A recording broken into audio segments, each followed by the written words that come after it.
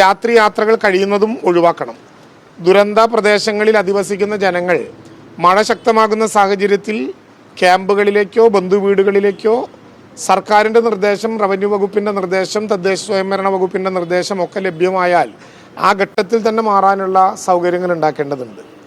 മുന്നറിയിപ്പുകളുടെ സാഹചര്യത്തിൽ മത്സ്യത്തൊഴിലാളികൾ കടലിൽ പോകുന്നതും ശ്രദ്ധിക്കണം. അതാത് സമയത്ത് അതുമായി ബന്ധപ്പെട്ട മുന്നറിയിപ്പുകൾ ഇവിടെ നിന്ന് കൃത്യമായി നൽകുന്നുണ്ട്. ശക്തമായിട്ടുള്ള മഴയും കാറ്റും തുടരുന്ന സാഹചര്യത്തിൽ അപകടങ്ങൾ ഒഴിവാക്കാനാണ് ഈ നിർദ്ദേശം എല്ലാം പൊതുവായി രേഖപ്പെടുത്താൻ വേണ്ടി വെക്കുന്നത്.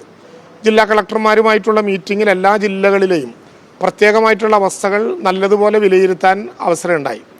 അതിൻ്റെ അടിസ്ഥാനത്തിൽ ഓരോ ജില്ലകളിലും, കേരളത്തിലെ 14 ജില്ലകളിലും വർണബിളായിട്ടുള്ള പ്രദേശങ്ങൾ ഏതൊക്കെ എന്ന് കൃത്യമായിട്ട് പരിശോധിച്ചിട്ടുണ്ട്.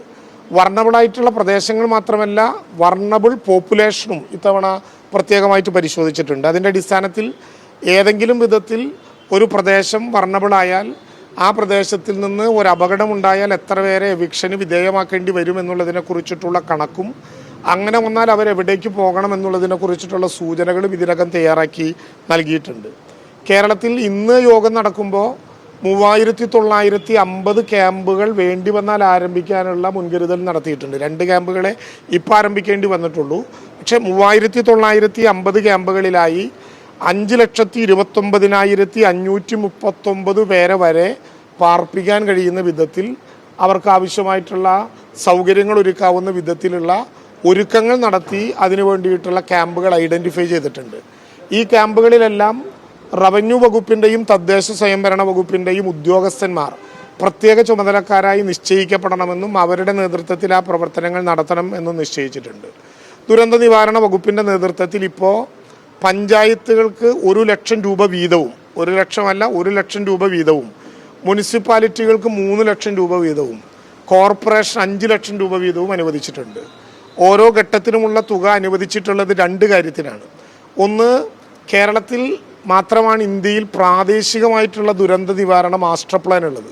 അപ്പം അതിൻ്റെ അടിസ്ഥാനത്തിൽ ഓരോ പഞ്ചായത്തുകൾക്കും മുനിസിപ്പാലിറ്റികൾക്കും കോർപ്പറേഷനുകൾക്കും അടിയന്തിരമായ സാഹചര്യത്തിൽ സുരക്ഷയ്ക്ക് വേണ്ട ഉപകരണങ്ങൾ, ഉദാഹരണത്തിന് മരം കട്ട് ചെയ്യാനുള്ള ഇലക്ട്രിക്കൽ കത്രിക, ചങ്ങല, അങ്ങനെ തുടങ്ങി വിവിധങ്ങളായ ആവശ്യങ്ങൾക്ക് ഉപയോഗിക്കേണ്ട ചെറിയ ബോട്ടുകൾ, വള്ളങ്ങൾ, ഏതെങ്കിലും വിധത്തിൽ തടസ്സമുണ്ടായാൽ അത് മാറ്റാൻ കഴിയുന്ന വിധത്തിലുള്ള സംവിധാനങ്ങൾ, ഇങ്ങനെ ഒരു പഞ്ചായത്തിനകത്ത് പ്രാദേശികമായി സംഘടിപ്പിക്കേണ്ട സുരക്ഷാ ഉപകരണങ്ങൾ മേടിക്കാൻ പഞ്ചായത്തിന് 1 ലക്ഷവും മുനിസിപ്പാലിറ്റിക്ക് 3 ലക്ഷവും കോർപ്പറേഷൻ 5 ലക്ഷവും, ഇതിനു പുറമെ ആ തദ്ദേശ സ്വയംഭരണ സ്ഥാപനങ്ങളിൽ ആരംഭിക്കുന്ന ക്യാമ്പുകളുടെ ഒരുക്കങ്ങൾ നടത്താൻ വേണ്ടി ഇതേ തുക തന്നെയും 2 ഘട്ടങ്ങളിലായിട്ട് അനുവദിച്ചിട്ടുണ്ട്.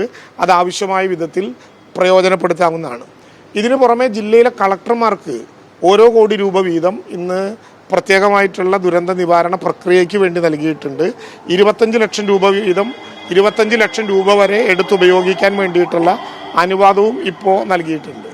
നമ്മുടെ സംസ്ഥാനത്ത് police, fire force, civil defence, Aapthamitra സജ്ജമാണെന്ന് പൊതുവിൽ പരിശോധിച്ചിട്ടുണ്ട്. NDRFൻ്റെ 2 ടീമാണിപ്പോൾ കേരളത്തിലുള്ളത്. ജൂൺ 1-ാം തീയതിയോടുകൂടി 9 ടീമുകൾ, പുതിയ 7 ടീമുകൾ കൂടി വന്നാൽ 9 NDRFൻ്റെ ടീം ജൂൺ 1 മുതൽ നമുക്ക് ഏത് ഘട്ടത്തിലും ഉപയോഗിക്കുന്നതിന് വേണ്ടി സജ്ജമാകും. ഇതിനു പുറമെ നമ്മുടെ കയ്യിൽ ആർമിയുടെ 11 കോളമുണ്ട്, DSCയുടെ 2 കോളമുണ്ട്, ഇൻഡോ ടിബറ്റൻ ബറ്റാലിയൻ ഫോഴ്സിൻ്റെ 1 യൂണിറ്റ് ഉണ്ട്, CRPFൻ്റെ 100 പേർ, CISFൻ്റെ 100 പേർ, നേവിയുടെയും ആർമിയുടെയും ആവശ്യമായിട്ടുള്ള സംവിധാനങ്ങൾ, ഇതെല്ലാം നമ്മൾ നേരത്തെ കണ്ട് തയ്യാറാക്കി വെച്ചിട്ടുണ്ട്. ഒറ്റപ്പെട്ടു പോകുന്ന ചില ഇടങ്ങളുണ്ട്, ചില കോളനികൾ, ചില പ്രത്യേകമായിട്ടുള്ള പ്രദേശങ്ങൾ. പെട്ടെന്ന് മഴവെള്ളം വന്നാൽ വെള്ളം കൂടുകയും അങ്ങോട്ട് കടക്കാനുള്ള സാഹചര്യങ്ങൾ ഇല്ലാതാവുകയും ചെയ്യുന്ന പ്രദേശങ്ങളുണ്ടെങ്കിൽ ആ പ്രദേശങ്ങൾ പൂർണ്ണമായിട്ടും ഭക്ഷണം നേരത്തെ തന്നെ എത്തിക്കാനുള്ള, ഭക്ഷ്യധാന്യങ്ങൾ നേരത്തെ തന്നെ എത്തിക്കാനുള്ള സൗകര്യങ്ങൾ വേണം. ഇക്കാര്യത്തിൽ ഭക്ഷ്യവകുപ്പ് മന്ത്രിയുമായിട്ടും സംസാരിക്കുന്നുണ്ട്. അവർക്ക് നേരത്തെ തന്നെ ഒരു കരുതൽ ഭക്ഷണ സംവിധാനം ഉണ്ടാക്കാൻ വേണ്ടിയിട്ടുള്ള സഹായങ്ങൾ ചെയ്യേണ്ടതുണ്ട്.